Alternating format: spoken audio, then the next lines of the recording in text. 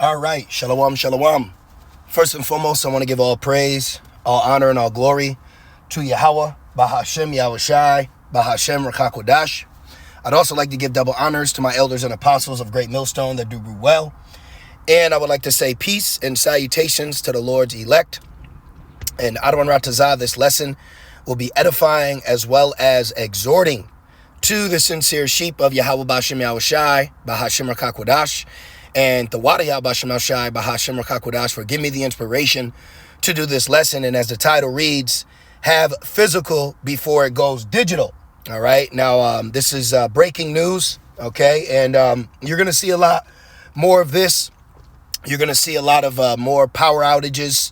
OK, you're going to see a lot of moving and shaking pertaining to the grid. And you can look up what the definition of grid means. All right. That's, electricity, water bill, heat, things of that nature. OK, things that Esau has conformed people into, buying into as far as like bills, things of that nature. So the other day I was listening to Elder Pastor Har. He did a video pretty much going into how we are supposed to have our tanks, our gas tanks full.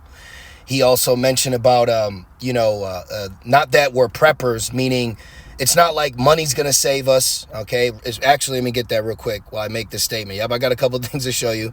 It's not like money's going to deliver us, but we are applying wisdom. Okay. So just like in the time of Joseph, all right, it would behoove you to have a couple items so you're not with these sheeple fighting over rice and kiwa, and canned goods. So it would behoove you to utilize the money that you have right now, just to have a couple supplies if something happens. Okay, you don't want to be asked out. You don't want to be the guy that listened to his girl and said, okay, I'll get gas tomorrow, because you don't know what's going to happen tomorrow. All right. And just like Elder Pastor said, hey, keep your gas tank full. I want to get more silver, which I may have to do a testimony about that. Silver actually, having silver, it actually helped us in a situation that we were going through financially. So I'll leave that there. But check this out. This is Proverbs 11:4. Riches profit not in the day of wrath, but righteousness deliver from death. So absolutely, at the end of the day, we know that we can't buy our way into the kingdom. We know we can't buy the Holy Spirit. We know we can't buy our way into a chariot.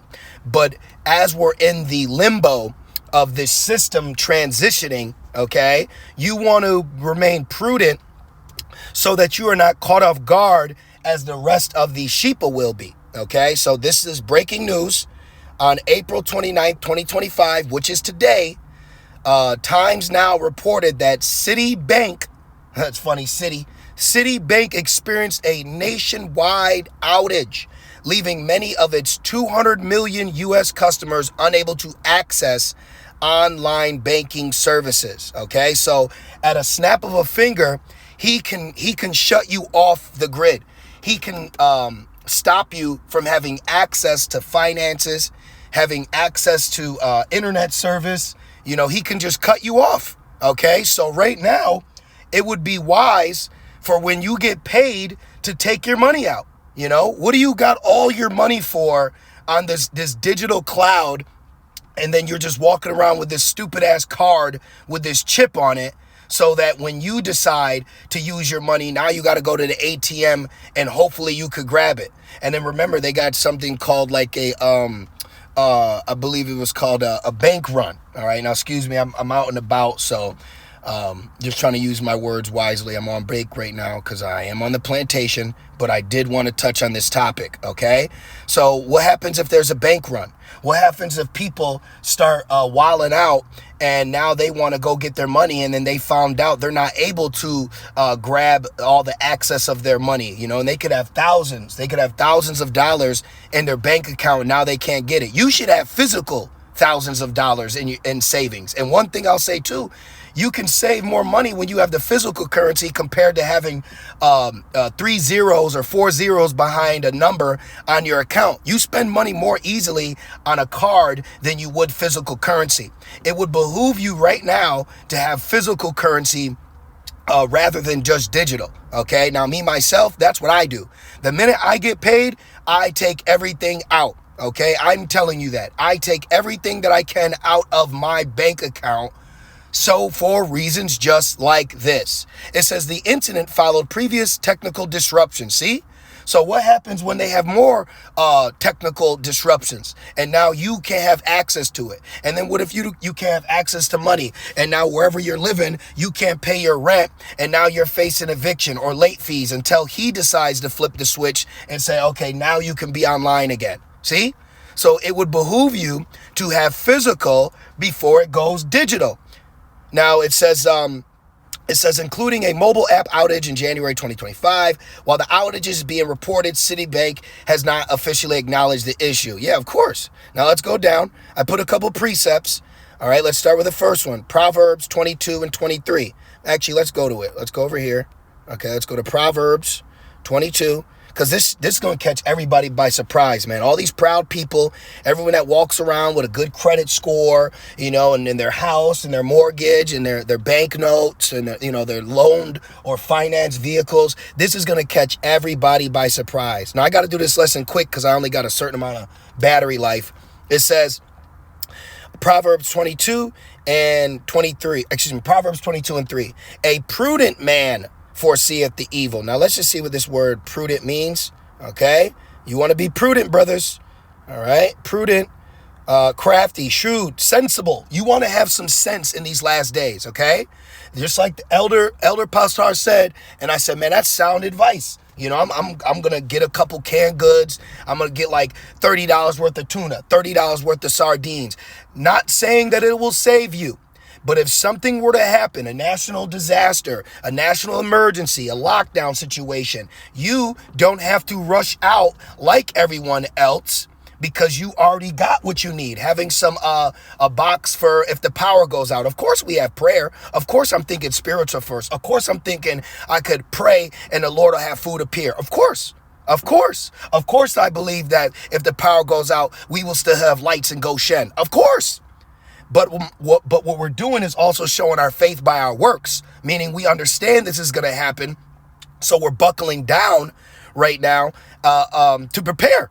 Okay, look, having sensible. This is crafty of you. Wow, that's crafty. That's slick. That's wise. See, you want, hey, Jacob, Yaiquab, you want to supplant. Okay, now from there. Oh, let me finish. Excuse me. Let me finish. Go back. All right. So you want to have some sense to you, man. Proverbs 22 and 3, a prudent man, a crafty man, okay, a sensible man foreseeth the evil. So looking at that, saying, hey, that's evil. It will be wise for us to just slowly take all of our money out now. And then guess what? If somebody's simple, I will put certain money on if I need to use something for online services. I'll pay bills with it, but I don't leave all my money on a card. I personally, for me in my walk, I think that would be foolish of me to leave all my money, because there is times where I've actually had my bank account drained because of certain service fees or bills and things like that. Even though we keep up with the payments, they still at any moment can shut you off or take everything from you. So have some sense, man. And it says, a prudent man foreseeth the evil and hideth himself. And where we'll be hiding? We're hiding within the Lord, hiding with wisdom. So we're able to hide ourselves, okay? And you hide yourself. And then look, say everybody start panic buying. We're going to hide ourselves at home, eating chicken and chilling. But the simple pass on and are punished, meaning the simple are not going to take heed to something like this, okay? Oh, it'll be back. It'll be back to normal. And then they pass on, and then they're going to be punished for their stupidity. All right, let's keep going. I don't know how much battery I got. Let's go to Ecclesiastes 7 and 12. Okay, so now Ecclesiastes, just a prophetic exhortation. Just a prophetic exhortation. Ecclesiastes 7 and 12. For wisdom is a defense, and money is a defense. So now you apply wisdom to defend you, but now you know how to use wisdom to make to make money also be a defense. So then you could buy certain things, like the scriptures say, don't hide your money under a rock pertaining to a brother. So now will be the time to buy essential items just in case. A box if the power goes out. So now you got batteries, candles, you got dry goods, and you're chilling at home eating. Remember, Yahushua in John 6, he broke bread and fish, okay? Tuna, sardines, bread, simple, okay? Rice, simple, okay? Just simple like that. And then things could so-called go back to normal, but you didn't have to crash out to eat. Okay? You use wisdom, because at any minute they could just shut shit down and then it could come back online. You see Spain's in a blackout. They could have a blackout in your city and just your city. Then what do? Now you can't access your account. You can't get gas because you didn't want to keep your gas tank full. Now you don't have certain goods in your house, and the food you got is spoiled because electricity's off, but you got all those dry goods, and you can let rice sit in water for X amount of time. It'll cook. It don't need heat. The water will actually break the rice down, fluff it up, and now you got yourself a meal. If that would be a situation, and that can be a situation. It says, for wisdom is a defense and money is a defense, but the excellency of knowledge is that wisdom giveth life to them that have it. So this is what's going to take place is now you're going to see who's wise. Now you're going to see who's simple. Now you're going to see who's stupid. Now you're going to see who the Lord is dealing with in situations like this. Okay? Now you're going to see, just like the elder said, keep your tank full. Keep your tank full. Keep batteries, candles, have certain things like that just in case. All right. Having dry goods is not going off. You are not prepping that this will save you, but you are preparing for a situation, just like Joseph in Egypt. They could shut your water off, Wi-Fi off, phone off, electricity off. Now what? But you use wisdom and you use money, and now you're being defended. Okay? Oh, what was that? Right here, look at this. Ecclesiastes 7:14. In the day of prosperity, be joyful, but in the day of adversity, consider. So these people, they're not considering because that's adversity. Now, we particularly ain't going through it ourselves, but we can consider the adversity that one is dealing with. You could have somebody that's a believer that may comment and say, I don't have access to my account, or I do. But the point is, we're using these as examples moving forward. Yahweh also has set up the one over against the other to the end that man should find nothing after him. Yeah, it's one over the other, the borrower to the lender. Now, real quick, let's end it off on this. Ecclesiastes 9:18. Okay? Ecclesiastes 9:18. Just to end it off, quick prophetic exhortation.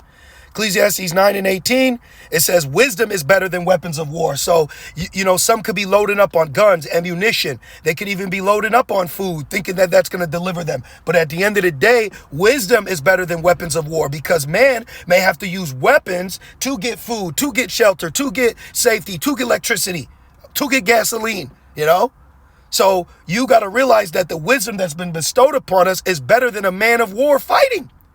Wisdom is better than weapons of war, but one sinner destroyeth much good. So also be aware of other people's advice. You don't always got to take everyone's advice. And remember, brothers, Adam was cursed because he listened to his wife. We get it. You women have ideas, but at the end of the day, the man leads. Okay?